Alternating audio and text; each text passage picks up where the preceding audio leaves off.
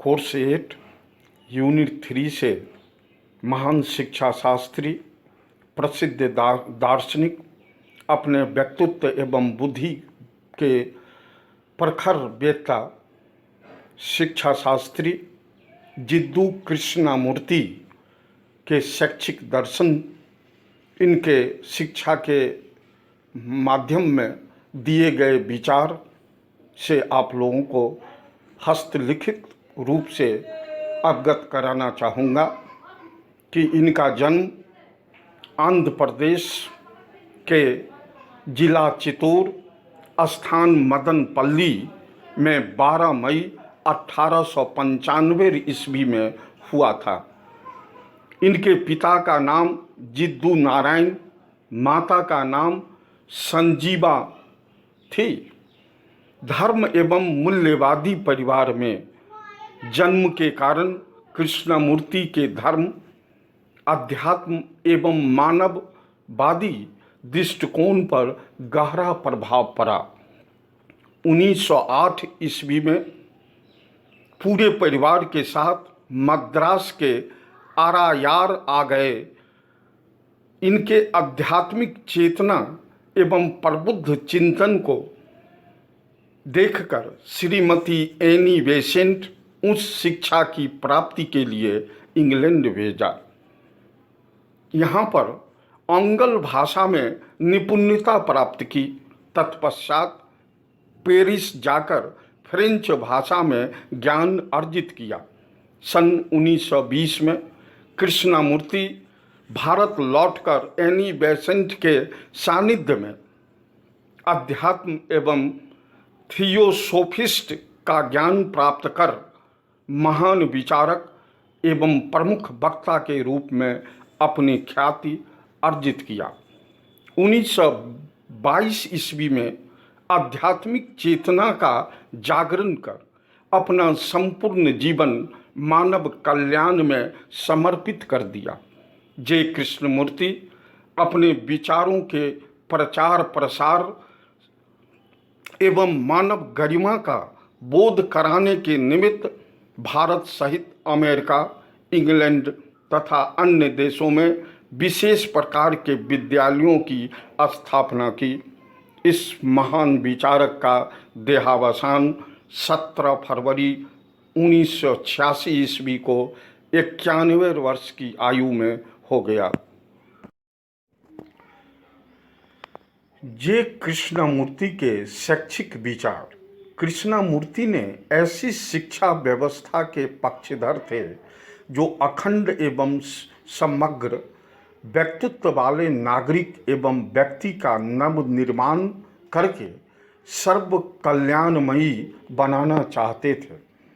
इसे बिंदुवार स्पष्ट रूप से देखा जा सकता है कि उन्होंने शैक्षिक विचार में अपने को स्पष्ट करते हुए कहा कि शिक्षा जीवन को समग्र रूप से बोध कराती है।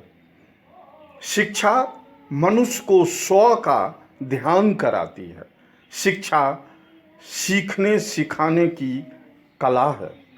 शिक्षा प्रेम की भावना का विकास करती है। शिक्षा अस्थायी जीवन मूल्यों का बोध, खोज एवं विकास करती है। इस तरह हम देखते हैं कि इनकी शैक्षिक विचार में सर्वांगीण विकास की ओर संकेत करता है।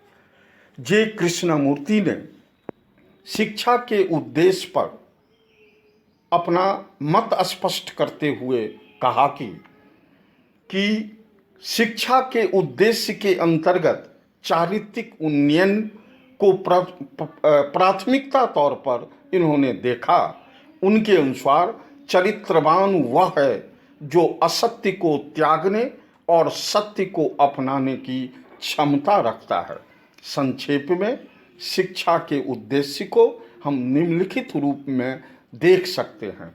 स्व पहचान की क्षमता विकसित करना, आवश्यकताओं की पूर्ति में सक्षम बनाना, विनम्रता की पूर्ति पर जोर देना, सहयोग की भावना को विकास करना, वैज्ञानिक एवं तकनीकी विकास पर बल देना।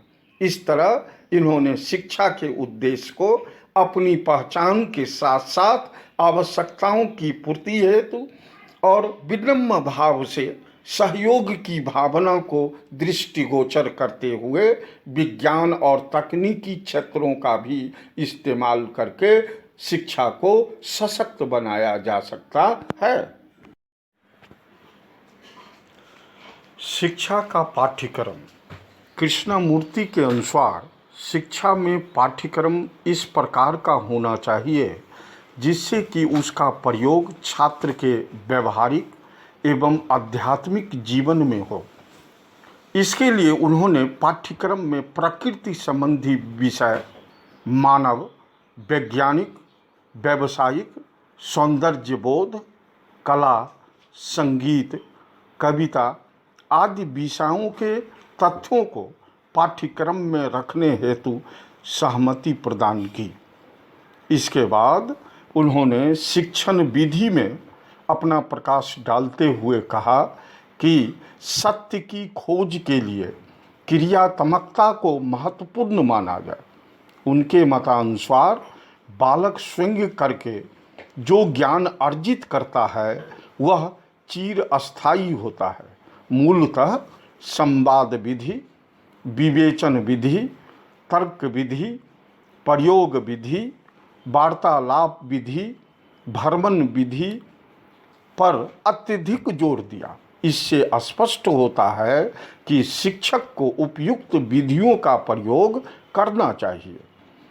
उसके बाद उन्होंने अनुशासन के संबंध में कहा कि अनुशासन शब्द का प्रयोग नहीं होना चाहिए क्योंकि यह विभिन्न प्रकार के शब्दों से लदा हुआ है।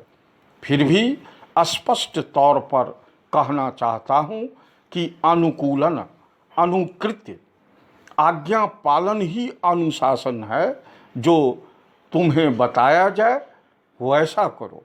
उन्होंने अनुशासन पर यह स्पष्ट किया कि किसी भी विद्यालय हो, महाविद्यालय हो या कोई शैक्षणिक संस्थान हो या गुरु के द्वारा कही हुई बातों जो है उसके तहत उन्होंने कहा कि जो तुम्हें बताया जाए वैसा ही करो।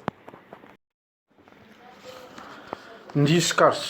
आधुनिक युग के प्रखर विचारकों में कृष्णमूर्ति का स्थान सर्वोपरि है। अपने अनुमानों एवं चिंतन द्वारा जिन दार्शनिक एवं शैक्षिक पूर्ति हेतु पथ दृष्टिगोचर किया वह पूर्णतः युग सापेक्ष एवं समीचीन है। इसी कारण आचार्य ओशो रजनीश ने कहा कि कृष्णमूर्ति एक जीवंत जागृत प्रबुद्ध महापुरुष है।